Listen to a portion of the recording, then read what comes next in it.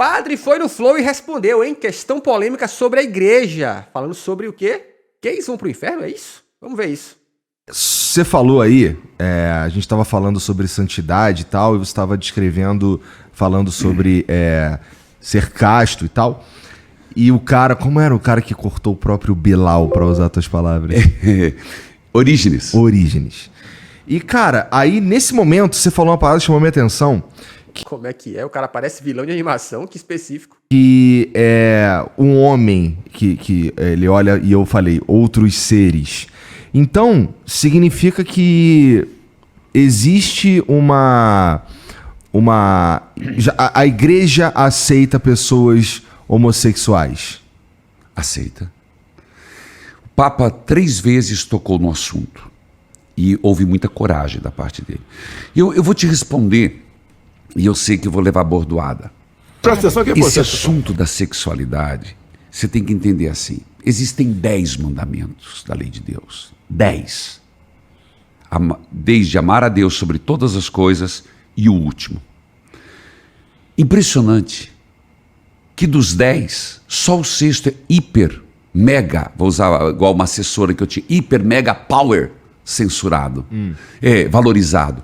Por que o Ocidente, o ser humano, fica sempre em cima do sexto mandamento? Não pecar contra a castidade. Cara, isso é realmente curioso, né? Eu lembro que essa era uma discussão que eu já tive, acho que com a Aline, na nossa época da igreja que frequentávamos, porque em relação a esse assunto, o padre aqui é, obviamente, da igreja católica, eu venho de igreja evangélica. E a gente sempre... Era uma curiosidade que a gente falava que quando você chega no meio dos crentes e fala assim, fulano pecou, fulano caiu em pecado, na cabeça das pessoas, automaticamente a ideia que vem é sexo, traição, essas paradas do tipo, né? E o que é curioso, porque se você parar pra pensar, pecado tem uma descrição enorme do que é considerado biblicamente pecado. Mas isso que ele falou é curioso sobre como existe essa ênfase sobre pecados de ordem sexual e principalmente contra gays. Pô, eu lembro de participar, eu lembro que uma vez eu era líder na minha igreja. Eu lembro que uma vez, depois de um culto, vai ter uma reunião aqui inesperada com o pastor da época, que era apóstolo, tal. E a reunião era basicamente uma preocupação exacerbada sobre, tipo, cara, a gente ouviu falar, inclusive essa foi a frase, nós ouvimos falar que tá tendo muito gay na igreja. Saiu a lista 2023 de pecado, né? Tá tendo muito gay na igreja e a gente tá preocupado com o nome da igreja. Foi esse o termo que eu ouvi. E eu lembro que eu era líder há pouco tempo, então, assim, eu tava começando a me inteirar sobre os assuntos dos bastidores com pouquíssimo tempo ali, né? Há pouquíssimo tempo. E eu lembro que eu fiquei assim pensando, caramba, mano, os caras fizeram a reunião porque eles estão mais preocupados com o nome da igreja em relação a gay do que qualquer outra coisa. E como alguém que estava ali já nos bastidores há pouco tempo, mas também já tinha um tempo de igreja, eu sabia que a igreja que eu estava tinha problemas muito maiores do que gay, irmão. Tô falando de outros crimes mesmo, previstos na Constituição, tá? E eu fiquei pensando, nunca teve uma reunião para falar disso. Mas a preocupação com gays e com o lance do nome da igreja era terrível, né? E eu fiquei, caramba, mano, que parada. Fábio, em que ano a nova edição da Bíblia adicionou o comunismo no pecado? Acho que não tem muito tempo, não. Lino perguntou, você crê em Deus, chocolate? Creio, cara, eu creio. Mas, eu explico por que eu creio, tá? Porque no meu tempo gospel, eu fui muito crente. Quando eu digo muito crente, não é que eu era quadrado. É que eu, de fato, li muito a Bíblia. Li muito a Bíblia, li muito livro. Então, a minha concepção de Deus, inclusive baseada na Bíblia, tá? Não estou inventando, não estou dizendo assim, o Deus que eu acredito é diferente. Não é isso. Mas o Deus que eu li na Bíblia é bem diferente do que a gente acaba vendo as pessoas pregando por aí, tá? Esse apreço que as pessoas têm com o Velho Testamento nem faz tanto sentido assim. Só faz sentido por outros vieses. Mas com o tempo a gente fala mais sobre isso aqui. Acima do sexto mandamento. Não pecar contra a castidade. Será que não pecar contra a castidade é mais sério do que não levantar falso do próximo? Exato. Será que a castidade é o bicho papão de todo ser humano? falando de sexualidade, que parece uma coisa nojenta. Parece que é o maior problema do ser humano é a questão da sexualidade e o não matar, e o não fazer a caridade. Você entende? E o fofocar, que o povo tem... Rapaz, tem gente que eu tenho vontade de falar, me mostra a língua, minha filha. Isso, vai rolar. Eu lembro que uma vez eu fui pregar num culto, e aí tinha um irmão da igreja, que na igreja que eu frequentava, galera, rolava muito umas orações tipo 5 da manhã. Não, nem ia pra igreja pra orar, fazer esse rolê. Isso sem necessariamente ser essas campanhas que a igreja costuma fazer. Só que, óbvio, como era uma igreja evangélica, em determinados períodos do ano tinham campanhas também. E geralmente nessa época de julho aí, ó, a Aline vai lembrar, julho, agosto, rolava a famosa campanha de Daniel. Daniel, personagem bíblico, piriri pororó, né? Foi jogado na cova com os leões e tal. Mas durante a campanha de Daniel, geralmente a igreja em massa ia para essas orações, 5 da manhã, porque rolava duas coisas curiosas. Porque, tipo assim, durante essa campanha de Daniel, o apóstolo, o pastor da igreja, também ia. E você sabe como são as pessoas, né? Então, tem um monte de gente que só vai pra aparecer. Cara, o que tinha de gente... tipo assim, ó, 90% de quem ia pra igreja nessa época ia pra aparecer. Olha, ó, só o que ouço de ex-crente é como a galera fofoqueira. Exato. E aí, uma vez pediram pra eu dar uma palavra nessa campanha de Daniel. Ou foi algum culto. Enfim, mas o ponto tinha um irmão que ele dava carona pra gente que morava... Porque a gente morava muito longe da igreja. A Aline tá aí de testemunha. Nós morávamos longe pra um cacete da igreja. Então esse irmão, gente finíssima, até hoje a gente é brother, assim, ele falava assim, ó, eu passo na casa de vocês, 5 da manhã a gente vai pra igreja. Levava, a gente trazia. E ele fazia uma parada muito legal. Não, eu tô falando do irmão Geraldo. E ele fazia uma parada legal. Tipo assim, ele de fato era um bom cristão, cara. Ele ajudava as pessoas que ele podia, ele ajudava doente, ele dava remédio pras pessoas.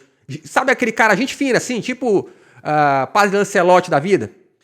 E aí eu lembro que uma vez pediram pra eu pregar. E aí eu cheguei pra galera e falei assim, durante a palavra, né? Falei assim, galera, Jesus explicou assim, ó, que a gente devia, que tá lá na Bíblia, né? A gente devia curar os doentes e coisas do tipo. Aí eu lembro que eu perguntei pra galera, eu falei assim, gente, vocês já curaram os doentes? Aí todo mundo ficou caladão, né? Porque geralmente quando a igreja fala de fé, porque Jesus falou isso, né? Se você tiver a fé do tamanho de um pequeno grão de mostarda, você vai dizer pra esse monte, se jogue e ele vai se jogar. Só que geralmente só se usa isso quando é pra falar pras pessoas ficarem ricas, né? Então, olha, se você tiver fé, você vai ficar rico. Só usa pra isso. E aí eu lembro que eu falei, galera, de fato existe esse versículo na Bíblia sobre o potencial da fé, mas eu perguntei, mas tem o resto, né? Eu falei, você já curaram doente? Aí todo mundo ficou, não. Eu falei assim, porque eu conheço um irmão aqui da igreja que cura doente o tempo todo. E aí o exemplo que eu dei foi desse irmão que ele dava remédio pras pessoas. Ele passou, viu uma pessoa em situação de rua estava doente, precisando de remédio, ele foi lá e comprou o remédio e deu.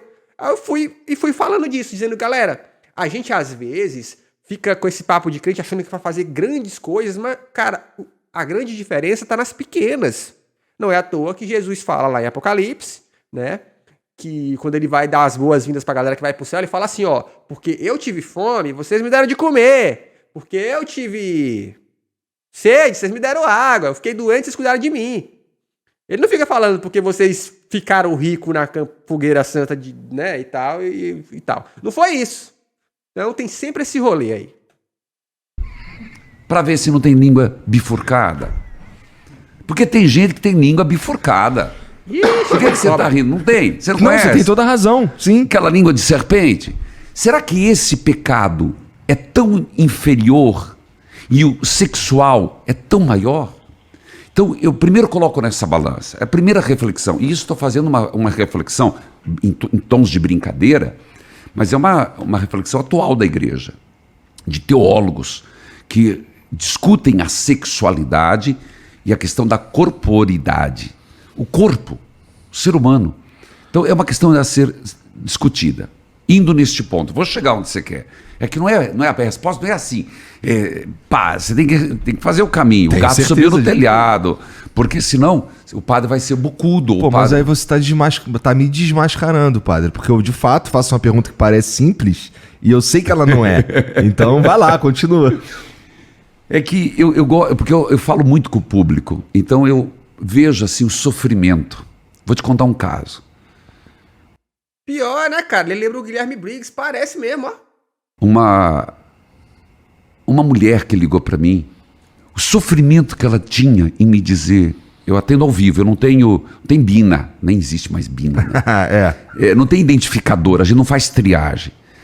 Ela começou chorando, e ela dizendo, padre, eu sou de igreja, eu criei minha família na igreja, meus filhos foram batizados, fizeram primeira comunhão, crisma, e meu filho chegou para mim agora, para o meu marido, com 16 anos, e disse que é homossexual. Meu mundo acabou.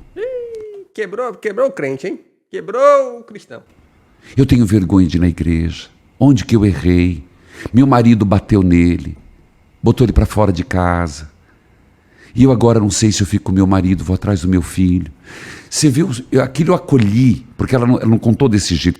Galera, mas ó, pensa que paia, né? Porque assim, no fim, de certo modo, se você parar pra pensar, a pessoa que cresceu numa igreja, esse é o universo que ela vive. Então, e o triste é porque esses assuntos, eles não podem nem ser discutidos na igreja. Aí o que acontece é que as pessoas não sabem nem lidar com isso. Então, quando acontece na casa delas, elas ficam de outra volta, assim, sem saber o que fazer. Eu lembro que eu, quando era adolescente, como grande parte dos adolescentes... Se você passar na porta de uma escola de adolescente, o que você mais vai ver é os adolescentes se agarrando, né? Quando eu digo se agarrando, se abraçando, se beijando. É curioso, eu lembro quando eu fui pro ensino médio, foi um choque que eu senti, porque, cara, ninguém se dá oi assim, ó, beleza, não. Os caras só, brother, tapinha na mão, não sei o quê, as minas chegam e dão beijinho no rosto e tal. Eu lembro que eu fiquei tipo assim, caramba, mudou a parada aqui, né? Então é muito comum um adolescente fazer isso, né? Então eu também, obviamente, depois de um tempo me acostumei e fazia mais ou menos a mesma coisa. E eu tinha uns vizinhos que a gente se tratava assim, principalmente eu chegava e falava, e aí, bicho, como é que tá e tal, abraçava os caras e tal. Socialização, exatamente.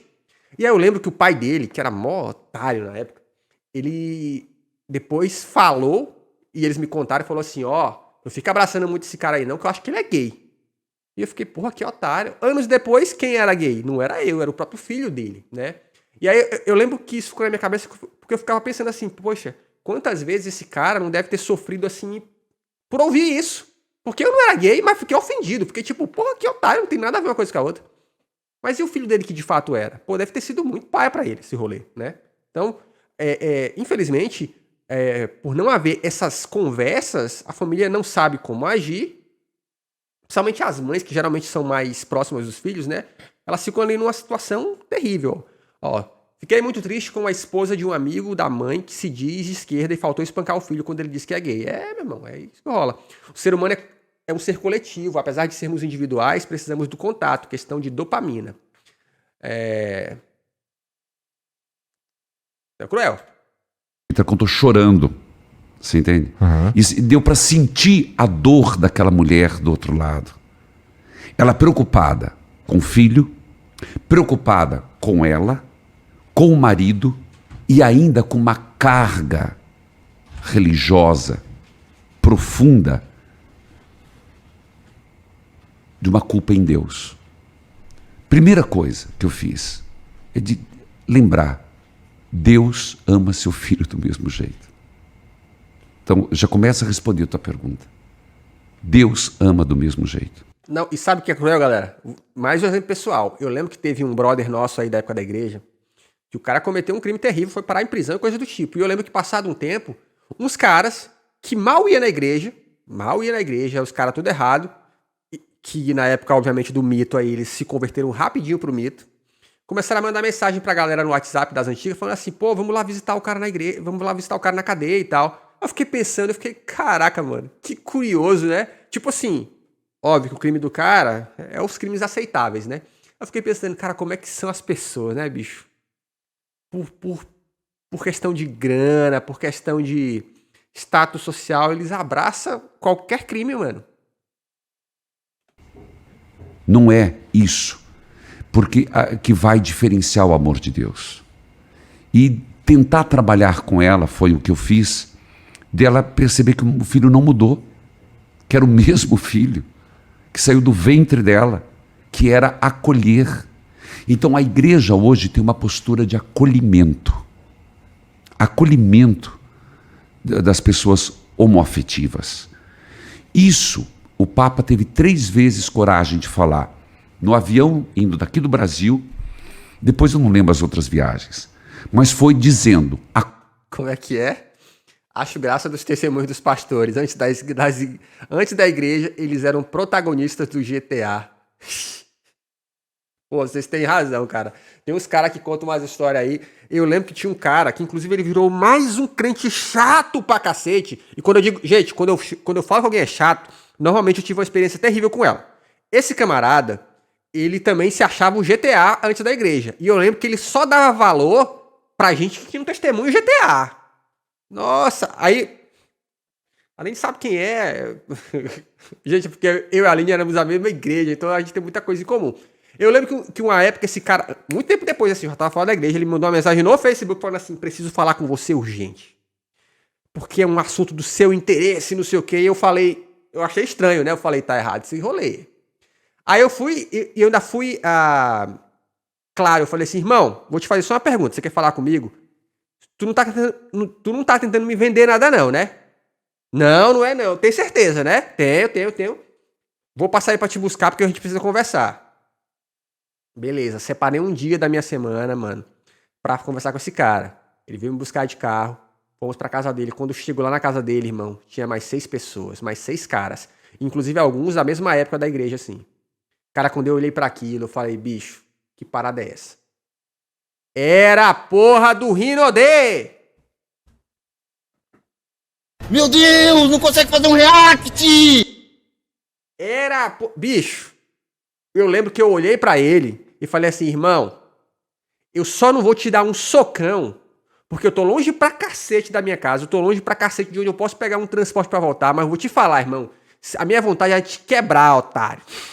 E, gente, quem me conhece sabe, eu sou tranquilo. Pra eu ficar puto assim, a ponto de falar, irmão, vou te dar um socão, é porque literalmente era uma situação...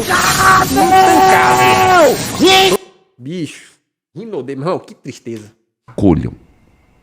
Segundo, que ele teve coragem de dizer, não é que ele estava legitimando, dizendo que a igreja faria o casamento de homoafetivos. E ó, a Rinodê é perigosa, não sei se vocês sabem, mas teve uma época aí da internet que todo mundo que falava mal da Rinodê, a Rinodê mandava notificação judicial. Vocês sabiam disso? Vocês sabiam dessa? Eles mandavam... Gente, no Twitter, eles ficavam pesquisando, tipo assim, falou mal da Rinodê, notificaçãozinha judicial. É sério, cara. Deixa eu mostrar a parada pra vocês aqui, ó. Porque na época, o Easy Nobre, não sei se vocês conhecem o Easy Nobre tomou uma também da Rinodê. Quer ver, ó?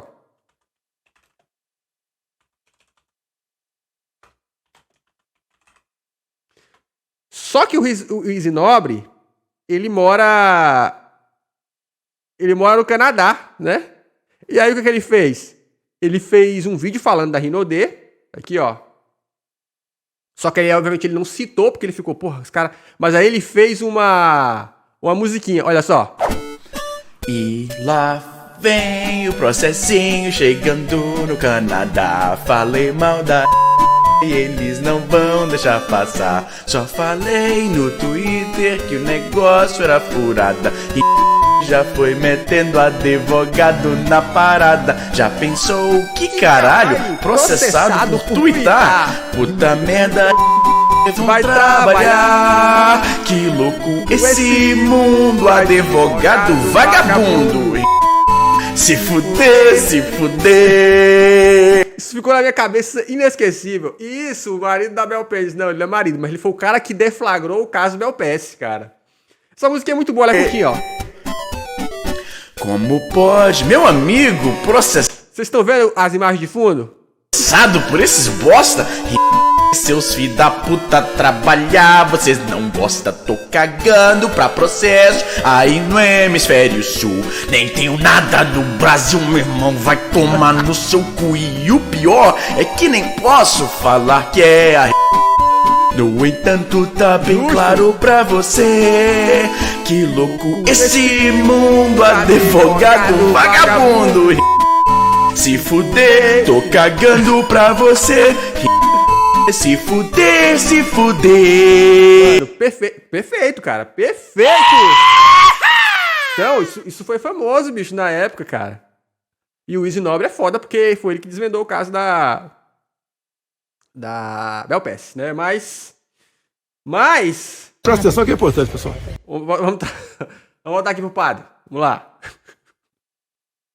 Casamento na igreja, mas que ele era de se reconhecer o valor civil dos direitos de um casal homoafetivo. Isso foi um passo enorme, você entende? Isso é um passo enorme. Mas o que eu estou dizendo é que a igreja não tem muito elaborado ainda a teologia, a parte teológica na questão, neste assunto sexual homoafetivo. E ó, vou falar pra vocês. Eu cresci, assim, ó, coisas que eu falo pra vocês verem como a gente pode mudar, né? Pode ser uma nova criatura. Eu cresci assistindo muito Silas Malafaia, cara. Silas Malafaia era meio ícone do mundo gospel, porque o cara tinha programa de TV, ele tinha umas sacadas e tal.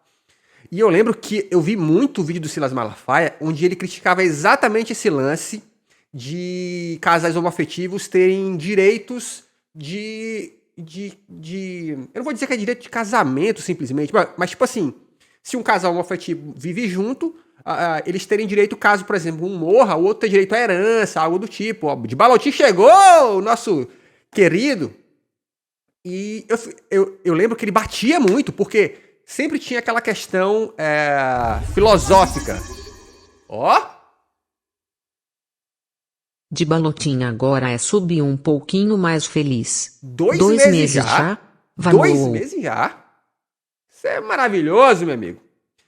Então sempre tinha aquela questão filosófica que era a seguinte, que ele sempre falava, que caso um casal homoafetivo chegasse numa igreja, eles poderiam obrigar o pastor a casar eles. Isso era um problema, porque o pastor, pro pastor, aquilo era pecado e coisas do tipo, tá? Sempre tinha esse argumento. E à medida que eu fui evoluindo na minha vida gospel e lendo Bíblia, eu fiquei pensando, cara, esse argumento não faz sentido do Silas Malafaia. Por quê? Porque Jesus falou uma parada muito doida. Ele falou assim, se alguém te obrigar a andar uma milha, ande 2 com ela. O evangelho que Jesus pregava é um evangelho de renúncia, irmão. Tipo assim, esquece todo esse rolê que tu se acha, mas se doa pelo outro. Então depois de um tempo eu comecei a pensar, tipo assim, cara, que parada que o Silas Malafaia é bolado com isso, mano. Hoje eu entendo, cara, que ele já fazia o que o Twitter faz hoje, que é pegar um assunto e bater o quanto dá. Pra ter repercussão e tal, né? Pra poder se dizer o cavaleiro, o defensor dos direitos dos evangélicos. Só estratégia, né? O Lino tá tomando ad. Lino, vira sub, Lino. Faz que nem o de Balotim. Mas a Constituição também protege as igrejas quanto a isso. Pois é, cara. Mas, ó, de Balotim, eu vou longe nisso. Tá, beleza. Digamos que sim. Um casal homossexual chega numa igreja e fale, eu quero que você me case. Cara, nada dentro da Bíblia diz que um pastor não deveria fazer isso. Muito pelo contrário, Jesus sugere sacrifícios nesse sentido. Sacrifícios para poder provar o amor de Deus. Jesus falou uma frase que eu acho maravilhosa, cara. Olha aí, eu virei pastor. Tenho que botar uma música aqui, ó. Skin de pastor, a minha skin do GTA aqui agora. Pastor Chocolate. Não tem o pastor, o GTA Gospel que tá rolando aí, né? O culto que tá rolando no GTA. Vou botar aqui a minha skin gospel. Eu tava falando, até me perdi. Me perdi, vamos continuar, depois eu lembro. Ainda é algo a ser elaborado. Lembrei, Jesus falou assim, ó.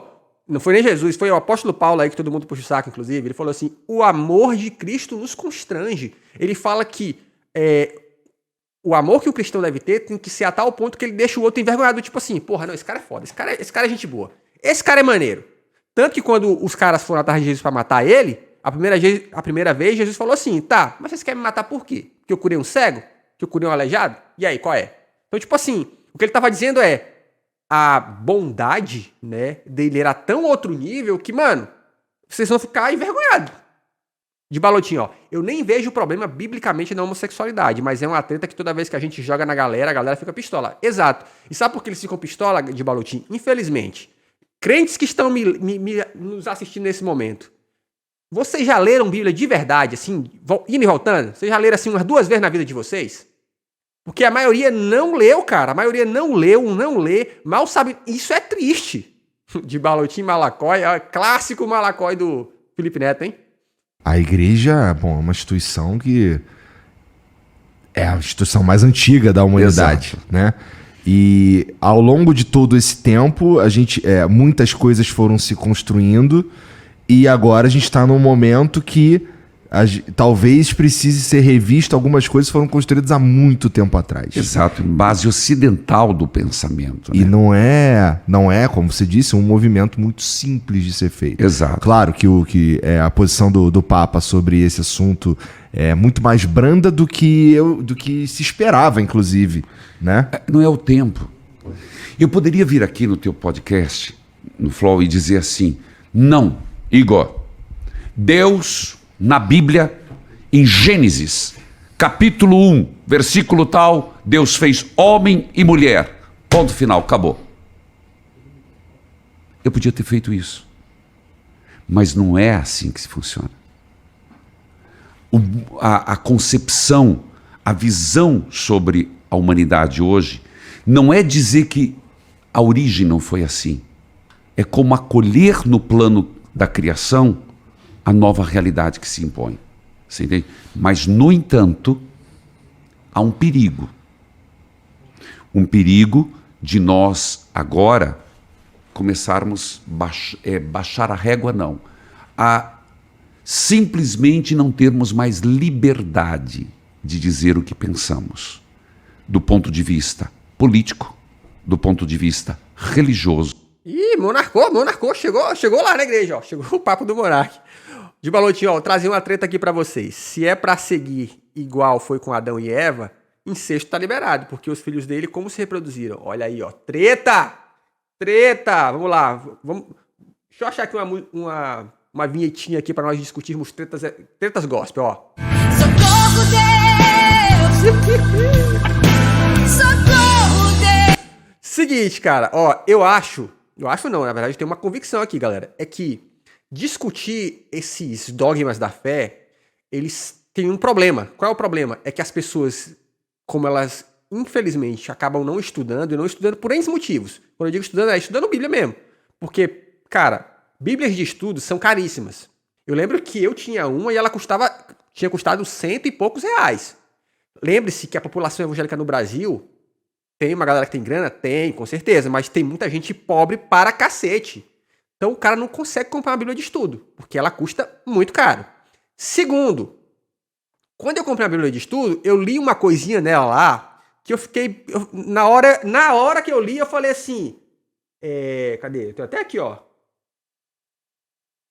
Onde eu pus? Aqui, ó. Mas diz o seguinte, vocês já pararam para pensar por que as traduções da Bíblia tinham umas traduções bem assim rebuscadas, tipo, eles usavam a palavra coisas ao invés de coisas. Tem um versículo que falava assim, ó, que eu não esqueci disso nunca, porque eu não sei se vocês lembram, no ensino médio teve uma época que a gente teve aula de religião. E a aula de religião era basicamente alguém falando sobre o aspecto gospel da coisa, evangélico da coisa. Mas tinha um versículo que falava assim, ó, não é boa a vossa jactância.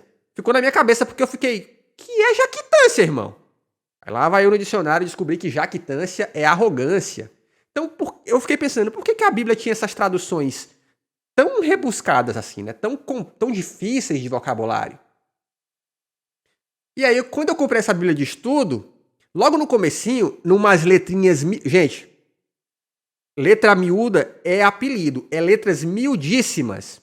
E eles falavam o seguinte, aquela João Almeida, piriri pororó, eles falavam assim, nós traduzimos a Bíblia pensando no seguinte, na linguagem que mais refletisse a grandeza e a magnanimidade de Deus. Ou seja, quem traduziu, porque todo mundo que traduz tem um viés, traduziu numa linguagem para burguês safado, irmão, sabe? Para o povo não entender. Aí, quando eu li aquilo, eu fiquei... agora eu entendi! Agora eu saquei! Agora todas as peças se encaixaram! Então, assim, um dos meus sonhos de princesa é poder ter tranquilidade financeira para poder estudar teologia. Porque eu acho que a gente tem muita coisa que se perde nas traduções. Eu lembro que quando eu pregava, eu lembro de pesquisar uma coisa ou outra que eu olhava assim, a palavra dizia uma coisa, mas a tradução dela lá do original queria dizer mais ou menos outra coisa, sabe? Aí eu ficava... Então eu acho que a gente tem rolê aí, um problema aí, né? Com liberdade. Isso é um problema. Fora que o mesmo Velho Testamento aí, que fala que Deus criou homem e mulher, ele vai falar um pouquinho mais na frente lá que, por exemplo, era pecado o homem cortar, fazer o pezinho do cabelo. Era pecado o homem fazer a barba. Então, problemas. E Jesus, quando ia ensinar, metia umas histórias de quem plantava e colhia, quem era servo, quem era humilde, inclusive para a elite não entender às vezes. Exato. Ó, eu tenho outra história muito boa aqui, ó. Agora essa aqui eu tenho uma vida legal, ó. A história é a seguinte. O sangue de Jesus tem poder, tem poder, tem poder. Seguinte, uma vez eu fui chamado para um aniversário, tal qual Jesus foi chamado para um casamento, olha aí. E aí, nessa época, eu já tava... Porque na igreja é assim, ó. Dentro de igreja evangélica, quem toca na banda e quem prega é meio famoso. A Aline era da banda, então ela era meio famosinha. E eu, como eu já pregava, então eu já era meio famosinho. Aí eu fui chamado para um aniversário. Tava lá com os brothers, aí tinha o famoso recém-convertido, que o recém-convertido, ele é chato pra cacete. Que ele quer ser todo certão. Só que aí demora um tempo, ele toma uma rasteira da vida, né? Cai em pecado, aí ele volta de orelha baixa. E aí, uma moça que tinha se recém-convertido, e que eu conhecia ela antes de ser convertida, e eu sabia que ela não era gente, como diz os avós da gente, ela chegou no meio da conversa e falou assim, porque tatuagem é pecado, não é, seu Fábio? Pedindo a minha confirmação. Aí todo mundo me olhou, porque afinal de contas eu era o crente que pregava nas redes, né? Aí eu virei e mandei o famoso depende. Irmãos! O sangue de Jesus tem poder, tem poder, tem poder. Todo mundo me olhou meio assim, e ela começou, como assim depende? Socorro, Deus. Aí eu falei, depende, cara. E eu fui dando exemplos pra ela de porque depende. Por exemplo, porque depende. Tem um salmo, e aqui, gente, ó, entenda que vai entrar aqui um senso de humor, tá? Tem um salmo que diz assim, ó, que Deus fala, eis que te tenho gravado na palma das minhas mãos. Aí eu falei, escreveu na palma da mão como? Hã? Socorro, Deus. Tem um outro que fala assim, ó, que quando Jesus voltar, lá em Apocalipse, ele fala que ele tem escrito na coxa, Rei dos Reis e Senhor dos Senhores. Escrito como na coxa? O sangue de Jesus tem poder, tem poder. Então, depende, né? Tô só o Nextel aqui. Essa é a minha vida, esse é o meu clube, quantas vezes? Socorro, Deus. Pô, nós estamos muito gospel hoje, né? Continua. Sério que vivemos. Com certeza. De um lado, perseguição política. Do outro lado, Tanto que ainda falando sobre tatuagem, o versículo que todo mundo usa pra dizer que tatuagem é proibido é um versículo lá no Velho Testamento que diz assim, ó, não farás marcas no teu corpo, piriri pororó. Só que a continuação desse versículo diz assim, ó, não farás marcas no teu corpo em homenagem a mortos. É bem específico nesse sentido, sabe? E de novo, tá lá no Velho Testamento, todo um rolê assim. Então tem muita coisa, cara. o que é correto. Tanto que o crente, quando quer fazer tatuagem, pra disfarçar, ele tatua o quê? Um leão, tatua uma cruz, tatua Jesus, um versículo bíblico, essas paradas. Exatamente o que é politicamente correto. Então, nós não podemos também nos acovardar. A igreja ela não pode deixar se acovardar e deixar de ser profeta, mesmo sem ter respostas para tudo. Inclusive, esse é o ponto que é onde eu acho que muitas vezes a igreja e os evangélicos erram. É porque existe uma presunção de que o evangélico, o crente, ele tem resposta para tudo. E eu sinto muito ele falar, não tem, tá? E eu dou como exemplo o próprio Daniel famosão. O Daniel teve um sonho, que inclusive as campanhas de Daniel são por isso. O Daniel teve um sonho, e no sonho ele viu 2 bodes. E depois quando ele acordou daquele sonho, ele falou assim, eu não entendi. E aí o Daniel faz uma campanha, ele passa 21 dias jejuando e orando para poder entender. E aí lá no 21º dia, aparece um anjo que diz para ele, Daniel, vim aqui para te revelar qual é o rolê. Então, tipo assim, os crentes não sabem de tudo não, irmão. E essa dificuldade em admitir que não sabem é que faz com que aconteça muito vacilo. Mas enfim, ó, tivemos aqui um corte gospel. Se inscreve no canal porque aqui tem vídeo todo dia! Socorro, Deus!